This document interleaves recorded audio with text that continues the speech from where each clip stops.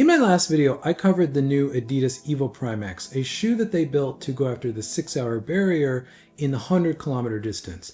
It's a cool shoe, but what was really interesting to me about it was a lot of the tech behind it. One of the main things was the Adidas UltraCharge system, which is a way of using pressure to condition the midsole foam to tailor it to an athlete or a condition or a course or anything really.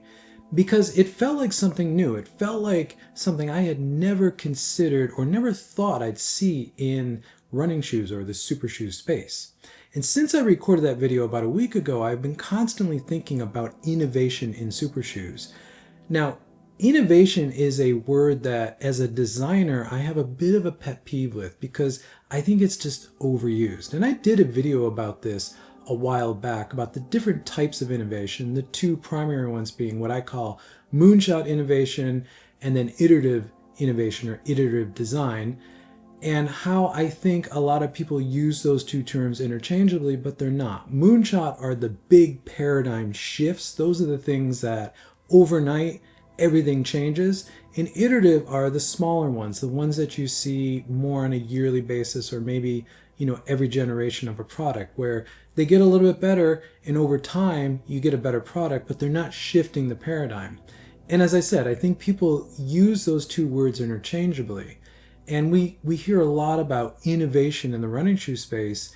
And I've been thinking a lot about this. In the super shoe space, and we're now about 8 or 9 years into the super shoe era of running, I think there's only been a handful of truly innovative ideas and things that have really shifted running shoes, specifically super shoes, in the forward direction.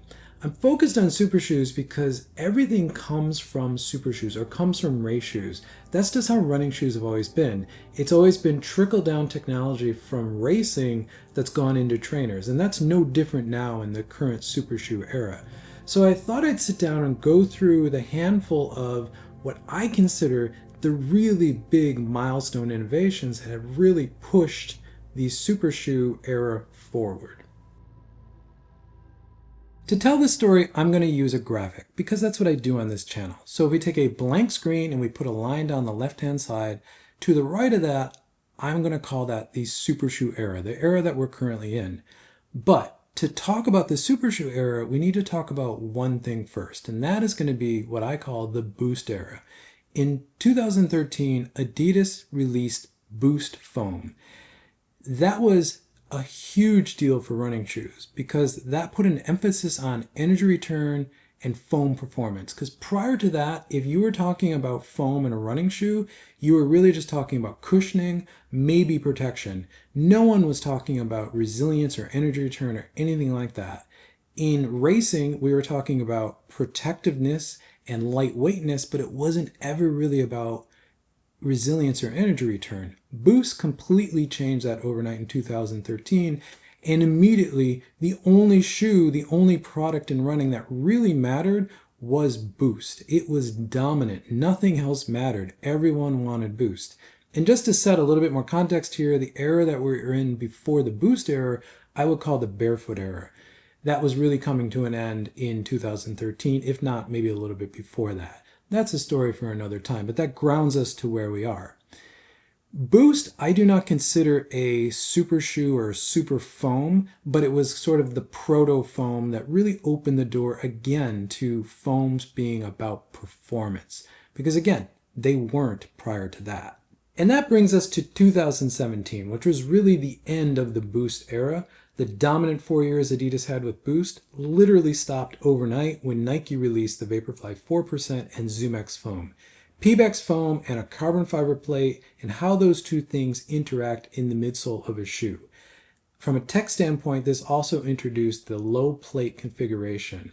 The idea that the plate is very close to the ground in the forefoot, it's right below the heel in the heel, and it scoops up into the toe spring right under the toes. That was, again, a new innovation at the time. And the real magic of the Vaporfly 4% was not just ZoomX or PBEX foam or the carbon fiber plate. It was how those two things work together, how they flex together, how the shape of that low plate configuration fly plate worked, the spoon in the forefoot, how that compressed and sprung you out, along with the resilience of the foam. It was magical, and I still remember my first run in a Vaporfly 4%, and I had been running in Boost shoes prior to that. I loved the Adios and the Bostons prior to that, but the Vaporfly was unlike anything else. It literally changed everything overnight and introduced the next generation of foam, Zoom X or PBEX foam. Moving to 2018, this brings us to our next shoe that I think was really important. And it's going to surprise a lot of people because I don't think a lot of people really remember this shoe. And that is the Skechers Razor 3. And specifically what was important about that shoe was Hyperburst foam, the first supercritical foam that we saw in running shoes. That really set up the next, I would say, 6 years or so of super shoes, and all of the rush for supercritical foams that we've seen. It all started from that Skechers shoe and Skechers performance innovation. It's also interesting that in 2018, the Vaporfly was already out and there was really nothing else like that, but brands were still exploring flats. The Razor 3 didn't have a carbon fiber plate. It was a very simple, at the time, well-cushioned race flat. But again, in 2018, brands were still exploring alternatives to the carbon fiber plate Zoom X foam type idea from the Vaporfly. And I think of all of the shoes that were around in that period, the Skechers Razor 3 is one that I think really deserves its place here, just because of that introduction of supercritical foam, because that, again, has really changed everything over the past few years. And this brings us to 2020 and the next shoe, which in my mind is the Nike Alphafly. Now, this didn't introduce a new foam, but it did introduce a new cushioning technology, Nike Air Zoom, and it brought in a new type of upper material, moving away from Flyknit or engineered mesh into something that was really completely different at the time, Atom Knit. And from a tech standpoint, this shoe also introduced the high plate configuration idea that was a totally different run dynamic from the low plate configuration out of the Vaporfly. And these two plate configurations really have set the standard for every other super shoe that we've seen since the introduction of both the Vaporfly in 2017 and the Alphafly in 2020. Technically speaking, the Alphafly actually was shown at the end of 2019 at Eliud Kipchoge's second breaking 2 attempt, the one that he broke 2 hours in Vienna. That's where we saw the Alphafly. That was also a period, late 2019, early 2020, where super shoes and the idea of a carbon plate with a high resilience foam, stack heights, the regulations around that, all that stuff was really under conversation and discussion, and finally was ruled on by World Athletics. That's where we got the 40 mil stack height and a lot of the regulations that we deal with now. It all came out of that period. And I would say that by early 2020, the idea of a carbon plated shoe with a highly resilient foam became the standard for racing shoes. Flats kind of went away, and any other idea in the space really went away. Supercritical foams definitely stuck around. PBEX foams and generic PBA foams came in. Those were around. The two plate configurations were there, but it really crystallized, I think, the super shoe that we all know and think of right now in 2025. 2021, 2022, and early 2023 were kind of uneventful for super shoes. There wasn't really anything that was groundbreaking that came out. It wasn't that things didn't come out, and it wasn't that there weren't smaller iterative innovations. There were. For example, in 2020, we got the Adidas Adios Pro, the first generation of that, which was legitimately the first super shoe that was on par with what Nike was putting out from a non-Nike brand. And there were a couple other shoes that came out in this period, but this was really the era of everyone else trying to get up to speed with what Nike was putting out and now Adidas was putting out.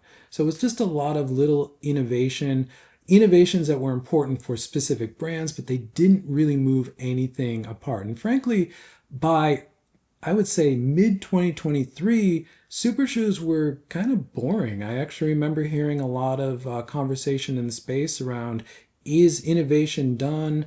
What are we going to see next? Everything seems kind of the same nowadays. And then, literally out of the blue, and I think this surprised everyone, at Berlin in 2023, Adidas launched this shoe, the Adidas Evo 1. This shoe, I think, was probably the most important shoe of this era outside of the Nike Vaporfly 4%. I know people think of this shoe as a really important shoe, but I do not think everyone really totally understands how important this shoe was. The idea from a tech standpoint of stripping the shoe back down and really emphasizing elite level performance was kind of unheard of, because a lot of the iteration that we had seen from 2020 onward was really focused around non-elite runners, the everyday runner, making super shoes more accessible, more comfortable, more cushion in them, more foam in them, not really what an elite is looking for. The Evo 1 was a completely different direction. It took the super shoe and stripped it back down to a flat, took the essence of the super shoe and really emphasized reducing weight again, which was something that racing flats always emphasize, stripping that down and really focusing in on that elite level performance. This shoe really changed everything, I think, overnight for a lot of brands. I think the Evo 1 really did two things for the entire industry. It showed that you can make an elite level stripped down shoe that's really focused on performance and weight first, really the F1 car of super shoes.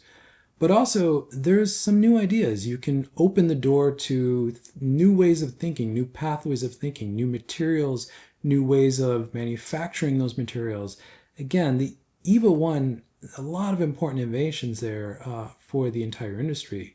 In 2024, I think we saw one of those. It didn't directly come out of the Evo 1, but it just sort of happened around the same time. But I think this was hugely important, and it's opened the door for a lot of other things. And that's the introduction of Puma's nitro foam, specifically the alphatic TPU foam. In 2024, Puma started to move away from supercritical TPE foams that they were using in previous nitro, or similar to what Adidas uses in the Adios Pro, and they moved into alphatic TPU. Now at the time, I think a lot of people thought this is the next thing, this is the next gen foam. But in reality, it's not really a next gen foam. The benefit of the alphatic TPU is that it gives you most of the performance of Pebax foam, but with EVA durability, because what we were seeing into 2023 was that super foams were getting less and less durable. Adidas Lightstrike Pro was still probably the most durable one, but in general, I think we were seeing a little bit of a drop off in super foam durability, or we were seeing super shoes with foams that didn't quite have the resilience and the energy return of Pebax, and they were sacrificing that for better durability. But Puma's nitro foam, the ATPU version of it, I think really showed that you can have both of those. You can have the performance, but you can have the durability. And I think that was a huge step for the space. And this brings us to 2025, where we see what I think is probably the next important shoe in the super shoe evolution, and that's the Puma Fast R3. This combined really two things. It was the best execution and use case of Puma's new ATPU nitro foam, and the cantilever toe carbon fiber plate was a big game changer for non-elite runners. Now technically, Puma had been developing that cantilever toe, the idea that the carbon fiber plate can stick out in front of the toe just a little bit, since the Fast R2 in 2024, but the execution in that one wasn't quite there yet. But in the Fast R3, I think they really nailed the execution of that idea. And this was important because it did really, I think, a couple things for non-elite runners specifically. As I said, from about 2020 onward, super shoes were getting more non-elite friendly. They were getting more comfortable, more bouncy, more cushioned, and that was great for a non-elite runner. The Puma Fast R3, I think, brought that sort of comfort and usability for a non-elite runner, and it put a wonderful foam in there, a Puma Nitro foam, their ATPU foam, but the addition of the cantilevered toe in the carbon fiber plate also brought the power that you get from something like a Vaporfly, where you can really kick and dig, something that comes from racing in flats. If you are from before the super shoe era, you remember how it feels to really kick and dig off the toe in a flat or a track spike.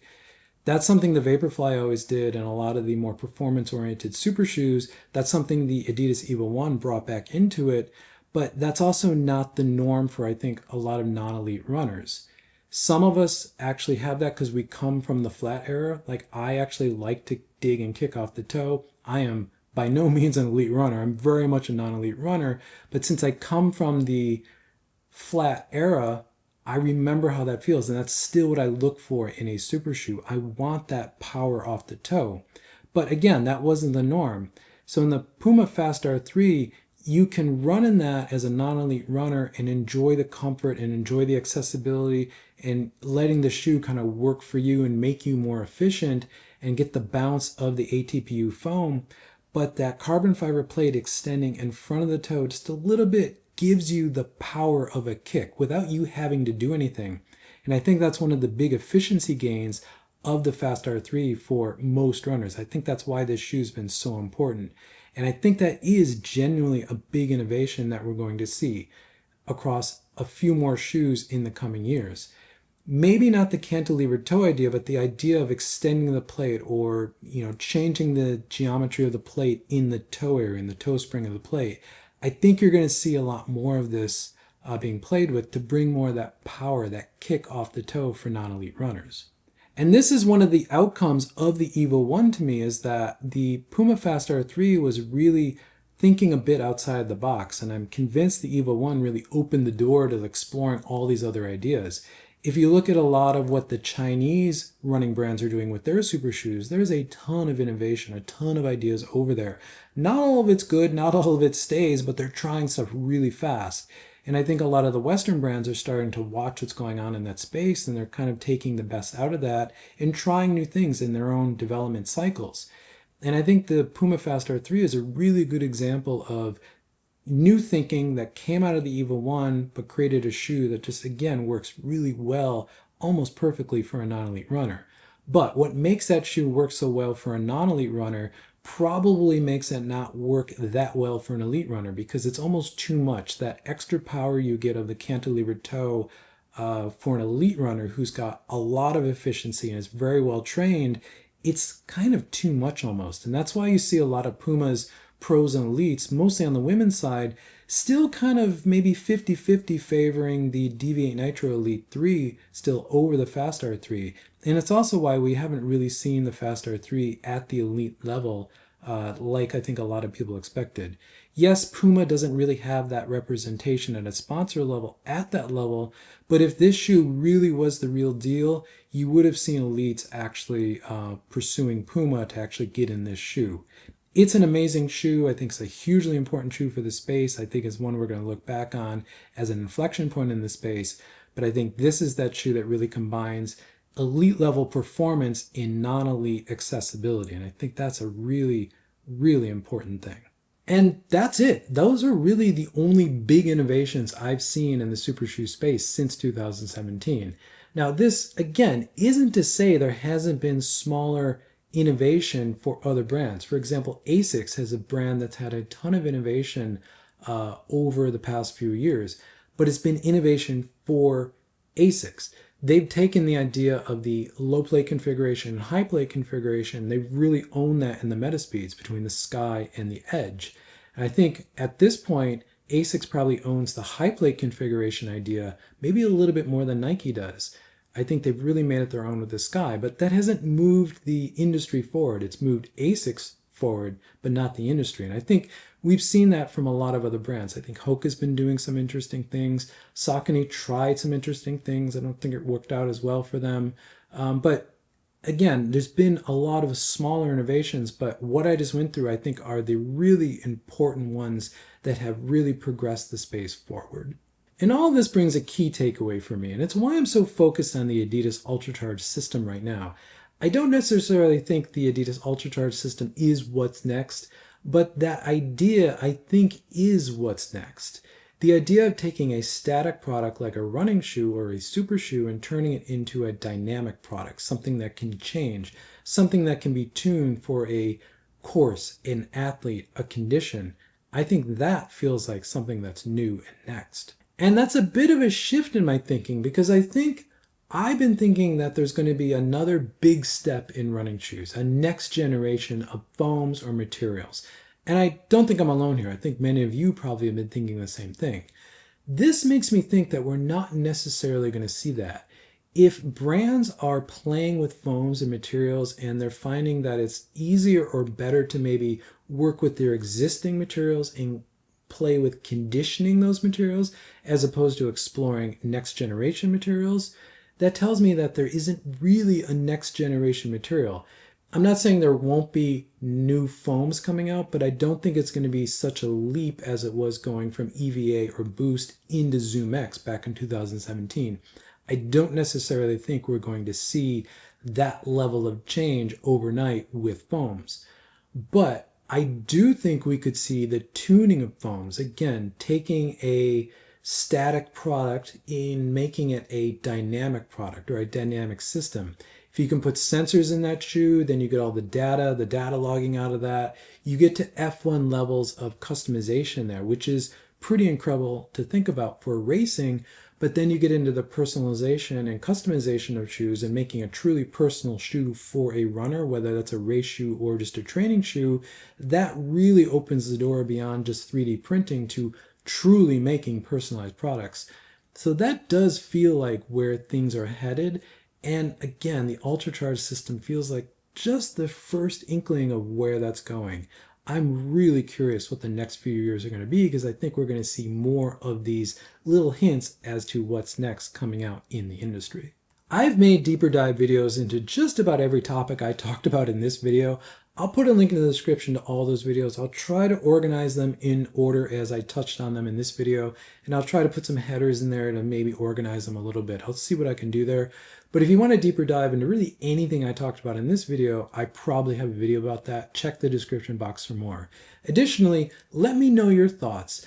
Again, I want to be clear here. I'm not trying to throw shade on any brand that I didn't mention in this video. It's more, I was really trying to hyper focus on what I thought were the key innovations that really moved everything forward and where we are headed next. So let me know in the comments what your thoughts are on all of this and where you think things are going or what you think I might have missed. Thank you for making it to the end of the video. If you want to support what I do here, check out sagasurunning.com for merch or click the join button below. If neither one of those options are good for you, leave a comment, leave a like, because it helps this channel continue to grow, which I always appreciate. And with that, I'll catch you in the next one.